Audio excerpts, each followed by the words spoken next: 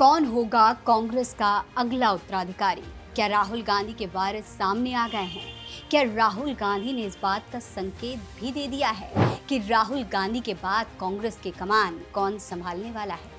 नमस्कार दोस्तों, ये तमाम सवाल एक बार फिर से सोशल मीडिया पर उठने लगे हैं और इसकी सबसे बड़ी वजह जो है वो है ये तस्वीर जो आप स्क्रीन पर देख रहे हैं, ये सोशल मीडिया पर लगातार दिवाली के बाद से वायरल हो रही है।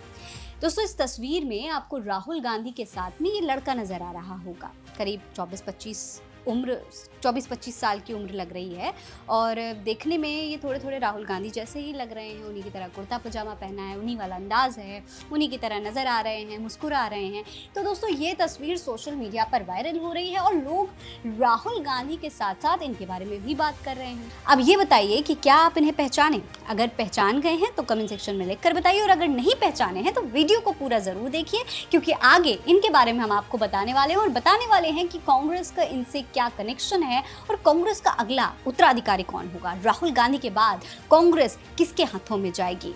चलिए दोस्तों, शुरू करते हैं। तो दोस्तों, सबसे पहले इनके बारे में बात कर लेते हैं। राहुल गांधी के साथ ये जो आप जिन्हें देख रहे हैं, ये राहुल गांधी के भांजे प्रियंका गांधी के बेटे रेहान राजीव वाड्रा हैं।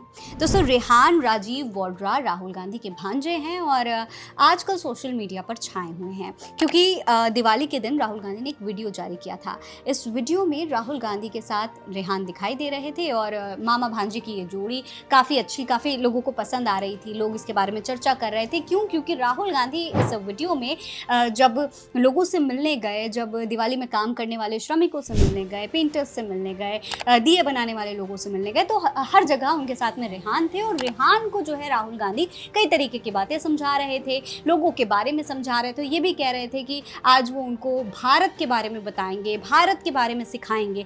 तो दोस्तों, जब से ये तस्वीर सोशल मीडिया पर वायरल आई, जब से ये वीडियो वायरल हुई, उसके बाद से लगातार रेहान को लेकर चर्चा होने लगी है। लोग कह रहे हैं कि शायद रेहान ही राहुल गांधी के वारिस होने वाले हैं, रेहान ही कांग्रेस के उत्तराधिकारी बनने वाले हैं। क्यों? इसकी सबसे बड़ी वजह यह है दोस्तों कि राहुल गांधी ने तो शादी नहीं की, राहुल गांधी के कोई बच्चे भी नहीं हैं। ऐसे में प्रियंका गांधी वाड्रा में क्योंकि इंदिरा गांधी की छवि देखी जाती है, इसीलिए हो सकता है कि रेहान आगे चल के कांग्रेस को संभालें, रेहान के हाथों में कांग्रेस की कमान दे दी जाए। सबसे पहले दोस्तों, आपको गांधी परिवार की जो राजनीतिक विरासत है उसके बारे में जान लेना चाहिए। दरअसल दोस्तों, गांधी परिवार की जो राजनीतिक विरासत है वो जवाहरलाल नेहरू से शुरू होकर इंदिरा गांधी, राजीव गांधी और अब राहुल गांधी तक पहुंची है। राहुल गांधी और प्रियंका गांधी जो हैं वो गांधी नेहरू परिवार की 5वीं पीढ़ी हैं और अब अगली पीढ़ी के तौर पर रेहान को देखा जा रहा है। प्रियंका गांधी में क्योंकि इंदिरा गांधी की छवि देखने वाले लोग अब उनकी अगली पीढ़ी के रूप में रेहान राजीव वाड्रा पर नजर रखे हैं। एक्सपर्ट्स का मानना है कि अगर राहुल गांधी ने शादी नहीं की तो भविष्य में उनकी राजनीतिक विरासत को आगे बढ़ाने की जिम्मेदारी रेहान के पास जा सकती है। शायद इसी वजह से प्रियंका गांधी ने रेहान को कुछ बड़े राजनीतिक कार्यक्रम में अपने साथ रखना शुरू कर दिया है, ताकि उन्हें सार्वजनिक जीवन के लिए तैयार किया जा सके। अब दोस्तों, आप समझ सकते हैं इस बात से कि क्योंकि आज से पहले कभी भी रेहान जो हैं वो किसी भी राजनीतिक कार्यक्रम में नज़र नहीं आए, लेकिन अचानक से वो तमाम राजनीतिक कार्यक्रम में नज़र आने लगे हैं। वो भी तब जब प्रियंका गांधी वाड्रा जो है पहला चुनाव अपना लड़ने जा रही हैं, चुनावी डेब्यूट होने जा रहा है उनका। वायनॉट की सीट, राहुल गांधी वाली सीट से वो चुनाव लड़ने जा रही हैं, राजनीति में उतरने जा रही हैं। और कहीं ना कहीं दोस्तों, प्रियंका गांधी में भी एकदम इंदिरा गांधी वाली छवि देखी जा रही है। इंदिरा गांधी ने भी इसी उम्र में लगभग अपना पहला चुनाव लड़ा था और फिर इंदिरा गांधी के परिवार ने ही राजनीतिक विरासत संभाली। भले ही उन्होंने फिरोज गांधी से शादी की थी, वो पारसी थे, और इसी तरीके से प्रियंका गांधी ने वाड्रा परिवार में शादी की है, रॉबर्ट वाड्रा से शादी की है। लेकिन उनका जो बेटा है, अगर आप उसे देखेंगे, उनके नाम को देखेंगे, तो वो अपने नाम में अपने नाना जी का नाम यानी कि राजीव गांधी का नाम इस्तेमाल करते हैं।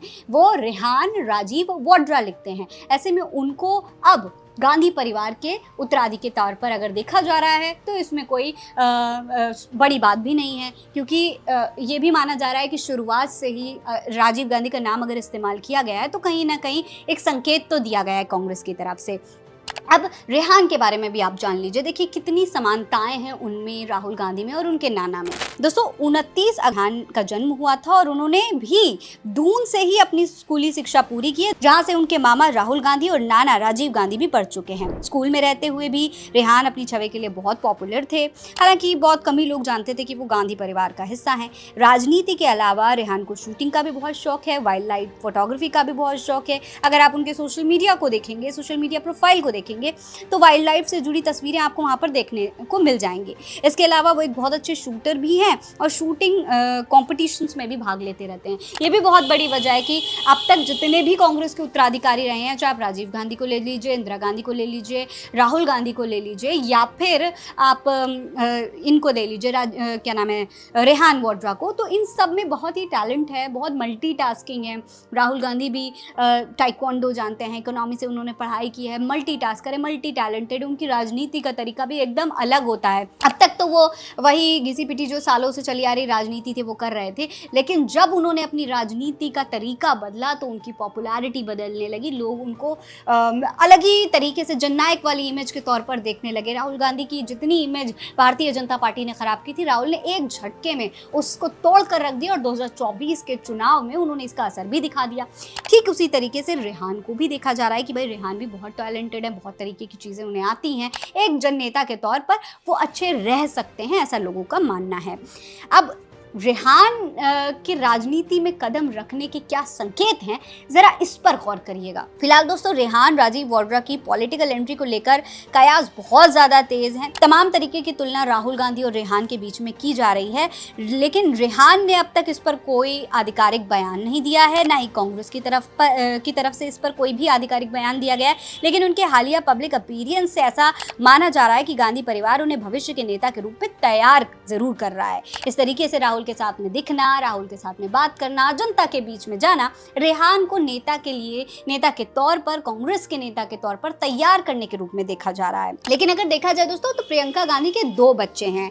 प्रियंका गांधी वाड्रा और रॉबर्ट वाड्रा के 2 बच्चे हैं, जिनमें से रेहान राजीव वाड्रा हैं और मिराया वाड्रा हैं। आपको बता दें कि प्रियंका गांधी की शादी 1997 में हुई थी, जब वो 25 साल की थी, और रेहान वाड्रा उनकी पहली ही संतान है। ठीक उसी तरीके से जिससे सोनिया गांधी की पहली संतान राहुल गांधी थे, और इनका जन्म 2000 में हुआ था, यानी अभी इनकी उम्र जो है वो 24 साल है। अब दोस्तों इन दोनों को भी राहुल और प्रियंका की अगली पीढ़ी के तौर पर देखा जा रहा है। अगर दोस्तों आप पहले की राजनीति देखेंगे गांधी परिवार की, तो प्रियंका गांधी और राहुल गांधी भी बचपन से राजनीतिक माहौल में रहे थे और तमाम जो कार्यक्रम होते थे, चुनाव प्रचार होते थे, उसमें अपने मम्मी पापा के साथ में, अपनी दादी के साथ में हमेशा नजर आते थे।